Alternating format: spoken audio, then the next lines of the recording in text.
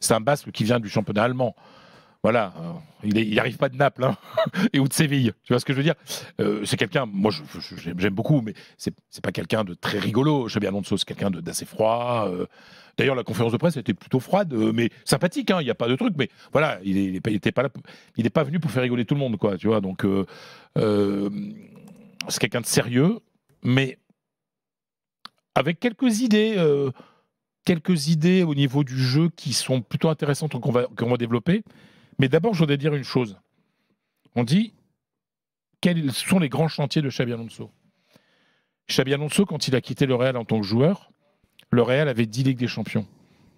Il revient en tant qu'entraîneur, le Real en a 15. Il arrive dans une équipe qui gagne, qui n'a pas gagné cette saison, mais qui a gagné la saison d'avant. Puis qui a gagné la saison d'avant. Tu vois le truc, c'est qu'il ne faut pas croire qu'il arrive dans un club dévasté. C'est un club qui a de l'argent, qui a un nouveau stade, enfin un stade amélioré, et c'est un titre qui a gagné. C'est une équipe qui a gagné plein de Ligues des Champions ces dernières années. Donc, il arrive après une saison très compliquée. Donc ça, c'est une évidence. Les chantiers sont multiples, mais pas irréalisables. Le premier, je pense le plus important, c'est de donner une identité de jeu à cette équipe.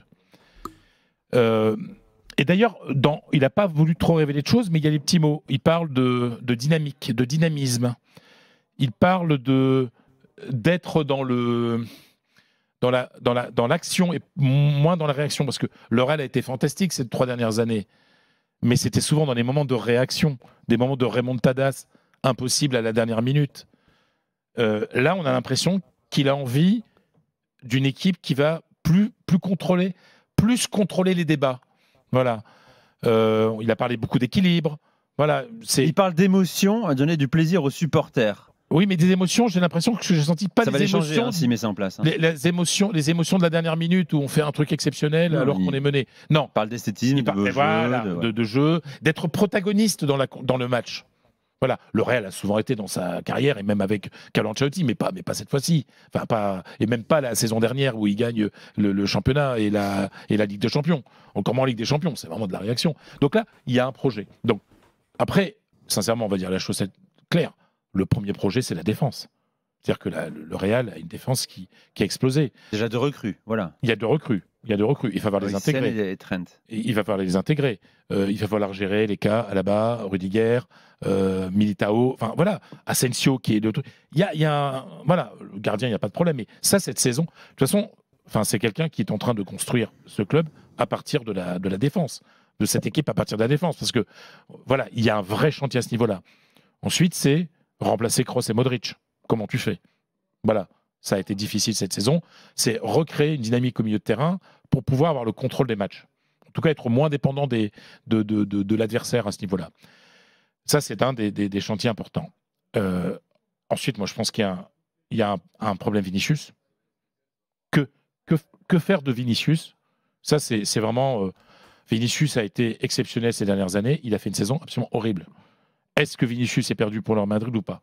Est-ce que, voilà, moi je pense que dans le tête-à-tête, c'est là où il va falloir, pour cet entraîneur, d'être convaincant pour qu'on retrouve le véritable Vinicius qui est, quand il est en forme, un des 3 joueurs les plus déséquilibrants au monde. Et puis ce qu'il va falloir, c'est aussi développer la relation Vinicius-Mbappé, bien sûr. Et là, c'est l'autre point. Il a dit qu'il a une idée très claire de comment il veut les faire jouer. Voilà. En clair, il dit un truc assez convenu là aussi, les faire jouer à leur meilleur poste, selon leur qualité. Voilà. Tout le débat que personne n'a réussi à résoudre. Voilà. En tout cas, quand Ancelotti n'a pas réussi à résoudre. Si Rodrigo s'en va, il a dit du bien de Rodrigo, tout ça, mais bon, j'imagine que Rodrigo va partir. Après, on verra d'ici là. Donc, après, la question aussi, c'est la saison d'Mbappé, d'un point de vue numérique, elle est exceptionnelle. Le mec, il est soulier d'or. Pichichi, soulier d'or européen. Donc, Mbappé a fonctionné pour sa première saison.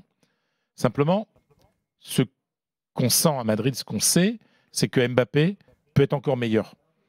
Il faut pouvoir redonner de la motivation, une certaine motivation à Mbappé, pour qu'il aille au-delà de ce qu'il se croit capable de faire. Mbappé a vécu dans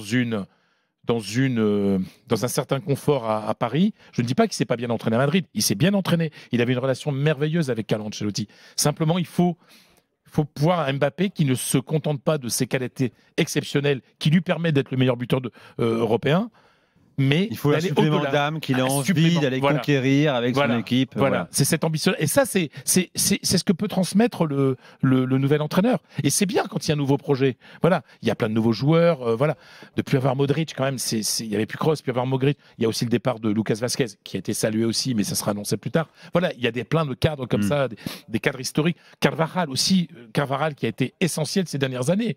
Ces dernières années, Carvajal, aujourd'hui Carvajal va continuer au Real Madrid, mais il va avoir un rôle secondaire. Donc il y a tout ça. Et puis pardonne-moi, il y a un premier défi, c'est de faire bonne figure au Mondial des clubs. Et d'ailleurs, il vient pour ça. Ils ont négocié pour que, avec le Bayer Leverkusen, ça s'est très bien passé, pour que Xabi Alonso commence. Oui, enfin, je crois qu'on lui en voudra pas s'il passe à côté de la compétition, s'il la gagne pas, parce que mais ça veut dire qu'il a 15 jours de préparation avec une équipe qui finit R1T de sa saison. Bon, on verra. Avec des jours de vacances en plus actuellement. Ouais, mais alors il y a un truc quand même, c'est que il y a une grande ambition par rapport à ça. Mais lui aussi, il veut s'en servir aussi pour avoir plus de temps pour préparer l'équipe pour l'année prochaine. Très bien. Et ça, c'est pas con, parce que dans des conditions, en fait, ça va être, on ne sait pas ce que va être cette Coupe du Monde des clubs, on ne sait pas. Est-ce que ça va être un tournoi d'été comme ça se passe aux États-Unis, il y a un pack d'oseille à aller chercher, etc. Ou est-ce que ça va être une vraie compétition? En tout cas, c'est intéressant pour le nouveau projet du Real d'y être et pour le nouveau coach de tester des mecs pendant cette compétition-là. Polo, tu penses que Xabi Alonso peut réussir à Madrid? Je suis persuadé que si on parle d'esthétisme, il va réussir au Real Madrid. Ça, c'est l'une de ses marques de fabrique. Là où je suis plus dubitatif avec Xabi Alonso, c'est son évolution, j'ai envie de dire, sur les 2 dernières années. Entre le football flamboyant des 6 premiers mois de la saison 2023-2024 et puis commencer à jouer sans attaquant, refuser le combat contre certaines équipes alors qu'il nous avait habitués à avoir des possessions de balles très très importantes pour écraser tous les adversaires, y compris le Bayern Munich.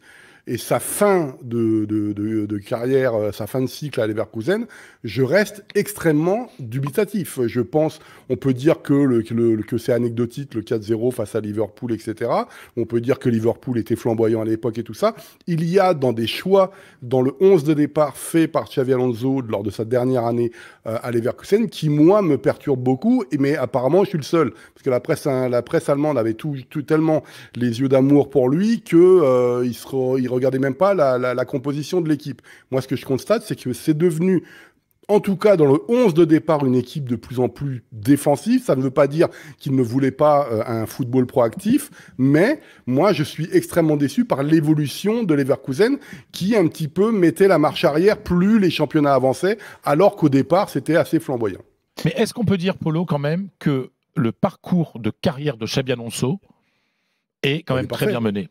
Là, il est parfait. Tu vois, Real Sociedad, il connaît la maison. Voilà. Oui, exactement. Il connaît Leverkusen, il a pu se former, faire développer ses idées, etc.